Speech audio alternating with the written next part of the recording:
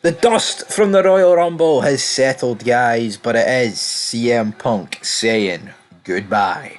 Welcome back to Fog Wrestling. We're here for your 29th of January 2024 edition of Monday Night Raw. And we kicked off, and you know what? Easily the best thing this week.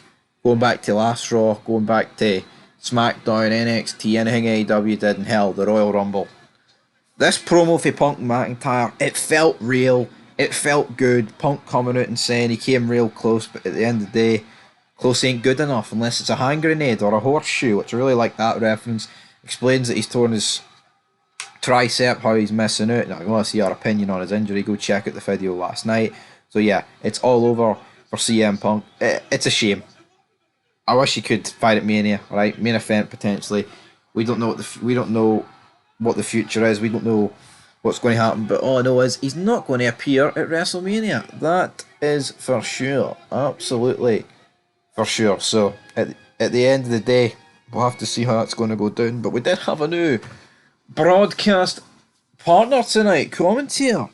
And that was none other than Pat McAfee. So yeah, you know what? Pat McAfee is a very good commentator. I like him. He just adds so much more. He's like putting over Punk. He's like, it just highlights how good CM Punk did last night in the Royal Rumble, considering he was injured with a torn tricep. So yeah, Pat McAfee on Monday Night Raw is an absolute goal for me. I guess the only problem with that is what's going to happen on SmackDown is Wade Barrett going back to the Blue brand. Is Wade Barrett going to be with Corey Graves? There is reports it's just going to be those two, but we'll have to wait and see, guys. Anyway, that's my live reaction to watching the show, but there was a video about that coming out later, and hell, this might be a part of it. But yeah, like I said, CM Punk talks about how he's going to main event WrestleMania. He talks about his friend who's going through cancer, and he says that's the real best in the world. You know, that's a real big problem, but essentially, mine's only 4 to 6 months. I'm coming back from this. CM Punk loves making his sports references. He really, really does. Does CM Punk? Drew McIntyre then interrupts him. Oh, he's like, I've said some terrible things about you since you returned to WWE. He says, I meant them. And essentially, Drew McIntyre just burying CM Punk, saying, I'm glad you're injured. No, that's brilliant. Mission accomplished. You didn't win the war. I exorcised the demon. CM Punk. Brilliant for big Drew McIntyre. Getting absolutely stuck in to the big man. Absolutely fantastic. We love to see it. CM Punk then says, my heart hurt more than my tricep does. I'm going to go rehab it. And when I come back, I will main event WrestleMania. But the first checklist is you. I'm coming right after you. So McIntyre tries to hit Punk. Punk's fighting one-handed here, but McIntyre then Glasgow kisses him. Stomps on his injured shoulder. And Sami Zayn makes the save. And it's like, I almost forgot how bad the Sami Zayn return was on Saturday. But here we are. Anyway, moving on. And the show for this point is pretty much downhill. Bear in mind a few other things. We do have inside the Judgment Day's clubhouse. We've got Rhea Ripley being not phased by Bayley. But tonight's about sending a message. And we'll have to see what's going to happen. Because our opening match here is the Judgment Day taking on DIY for the Undisputed Tag Team Championships. Thankfully, the Judgment Day win. I just can't stand DIY. Now here, the interference from R-Truth and Miz, I'll take it. I'll welcome it every day of the week. All that good stuff. But the numbers games catches up. Miz and R-Truth are getting battered at the end. And you know what? Miz and R-Truth, especially R-Truth, he's funny, man. He's so funny. And you know what? He single-handedly provided the best moment in that Royal Rumble, him and Dominic with the hot tag. Quite incredible. We then have our second match of the evening with Shayna Baszler and Zoe Starks taking on Chelsea Green and Piper Niven. Shayna Baszler and Zoe Stark win. It's kind of just a jobber match that's on the card for whatever reason. Up next, we've got the Seth Rollins and Cody Rhodes segment. Cody Rhodes comes out, says, what do we want to talk about? Of course, unless you've been living under a rock. Then, let me spoil some stuff for you. Cody Rhodes won the Royal Rumble. But it looked obvious he was going to challenge Roman Reigns. But out comes Seth Rollins. Seth Rollins, to sum this up, essentially says, why would you fight against Roman Reigns? The Hulk Hogan, the Hollywood belt, the one with the politics, when you, big man, could challenge me, the blue collar one, the one that Dusty would all have won. I mean, honestly, I don't get this. Hulk Hogan's held both belts. I mean, the World Heavyweight Championship belt, right, is just the second reincarnation of the WCW belt. They brought it back in 2002, and of course, it ended with the with the match between Rock, no, not Rock, Cena and Orton, and it's like, see this gimmick that Seth Rollins is like the workhorse. Like, what's the see these people that politic the way to the top, right? Whatever way you want to say, like Triple H, he held the World Heavyweight Championship belt on Raw, and he wrestled far more than Roman Reigns. I mean, Seth Rollins is injured, and because of politics, they're not taking the belt off him. It's just so hypocritical. Everything about this is hypocritical. It's like the only reason Seth Rollins is getting kept this belt is because of politics, right? He should have this belt took off him and vacate it. I don't give a fuck what anybody says, man. I don't. It's cringe. And for him to pretend that why would Cody Rhodes want the big belt? Why would Cody Rhodes want the belt all the legends have held, regardless of politics? Who gives a fuck about politics, man? It's 2024. Would you not rather hold the belt everyone else has held, even though everyone else kind of held the World Heavyweight Championship? Let's be real.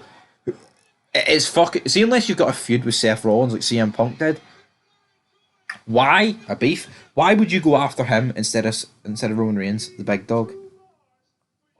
Honestly, man, it's absolutely mental. I mean, this promo was alright, but Cody Rhodes says he's yet to make his decision. I guess we'll have to see how that's going to go. Then we have Jey Uso against Bronson Reed. Bronson Reed's got some new graphic backstage. Just absolutely cringe, man. He's like walking through buildings. It's like, oh, the behemoth, big Bronson Reed. It's like, the guy's 5'8". I mean, he's smaller than me. I'm like 5'10", 5'11". It's like, fucking pipe down, Bronson Reed. Trying to build this guy into something he's really not. Like, I mean, look at the big guys like the 80s, man. They were fucking tall and they were big behemoths. Anyway, Jey Uso wins, throwaway match. Andrade then informs Adam Pearce that he will be signing with Raw. Nick Aldis then tells Pearce that he's looking forward to bringing Braun Breaker to the Blue Brand. So, Braun Breaker going to the Blue Brand, even though there was supposed to be him working the Judgment Day, taking Brock Lesnar's place. I don't know. Maybe is Andrade going to be the one working that? I'm not too sure. Andrade then says, like, say hi to Selena Vega for me. It's big Andrade been double dipping, it says. He's been double dipping with Charlotte and Selena Vega. I'm not too sure what the hell this was about.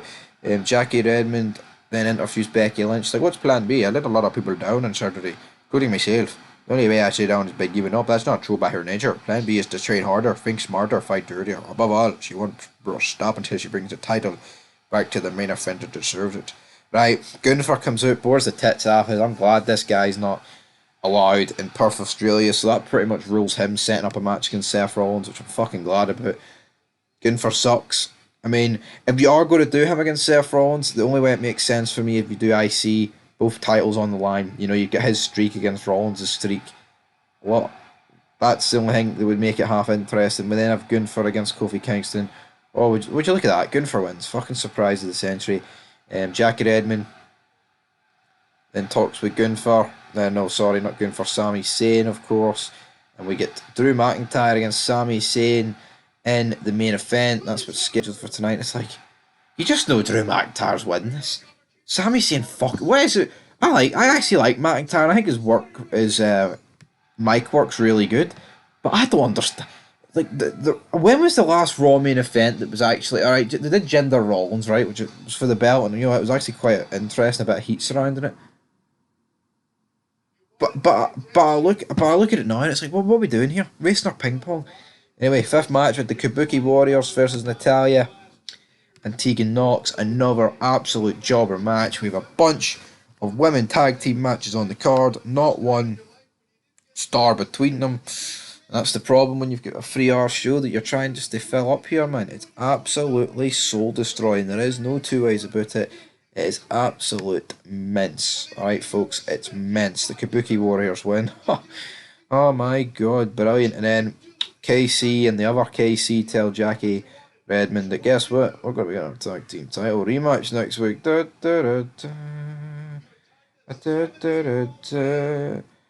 Bailey then confronts Rhea Ripley. He's like, I'm going to give you all very opportunity to take a picture of this. Boom.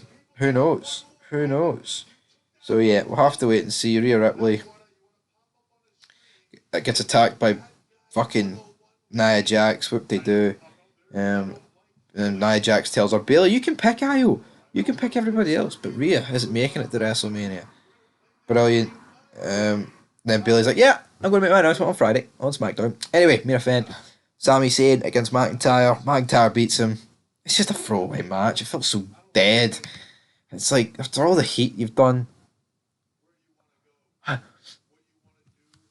don't. I get why Punk kicked off the show, but it's almost like Sami Zayn against McIntyre should have. I mean, should Gunther Kofi not have been the main event? IC title on the right line, even though at least this one was a bit less predictable, even though you knew McIntyre couldn't lose. Anyway, guys, that's going to do it for your SmackDown, not even SmackDown, your Monday Night Raw review. We'll have to wait and see. So until next time, I'm going to give this one a 3 out of 10. Thought some of the segments were good, but the matches were dead.